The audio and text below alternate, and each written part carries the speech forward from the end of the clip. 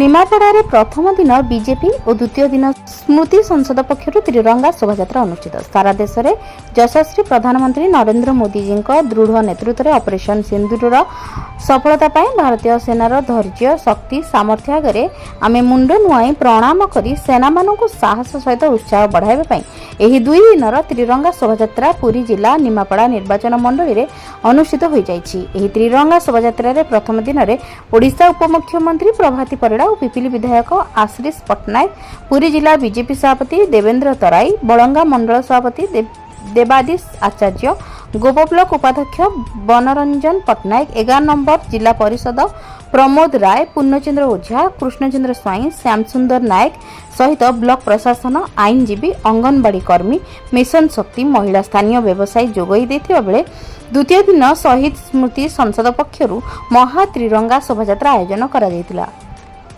एथिरे पूर्वतन मंत्री तथा बीजेपी मुखपात्र समीर रंजन दास जोगदे शोभायात्रा को आरंभ करथिले। ଏହି ଶୋଭାଯାତ୍ରାରେ ନିମାପଡ଼ା ବ୍ଲକ ଅଧ୍ୟକ୍ଷ ଶଙ୍କର ଭୋଇ, ପୂର୍ବତନ ଅଧ୍ୟକ୍ଷ ପ୍ରଦୀପ ଖଟେଇ, ଅଶୋକ ସାହୁ, ଡକ୍ଟର ବେଣୁଧର ସେନାପତି, ସନ୍ତୋଷ କୁମାର ଦାସ, ଅଜୟ କୁମାର ସ୍ୱାଇଁ ସହିତ 3000ରୁ ଉର୍ଦ୍ଧ୍ୱ ଦେଶପ୍ରେମୀ ଯୋଗ ଦେଇଥିଲେ। ଏହି ଶୋଭାଯାତ୍ରାରେ ଏକ 200 ଫୁଟର ତ୍ରିରଙ୍ଗା ପତାକାକୁ ଶୋଭାଯାତ୍ରାରେ ଦେଖିବା ପାଇଁ ସ୍ଥାନୀୟ ଲୋକମାନେ ଭିଡ଼ ଜମାଇଥିଲେ। ଭାରତ ମାତା କି ଜୟ ଧ୍ୱନିରେ ନିମାପଡ଼ା ବଜାର କମ୍ପି ଉଠିଥିଲା। ନିମାପଡ଼ାରୁ ରଞ୍ଜିତ କାଣ୍ଡିଙ୍କ ରିପୋର୍ଟ, ଜନ ଅଧିକାର ଲାଇଭ୍।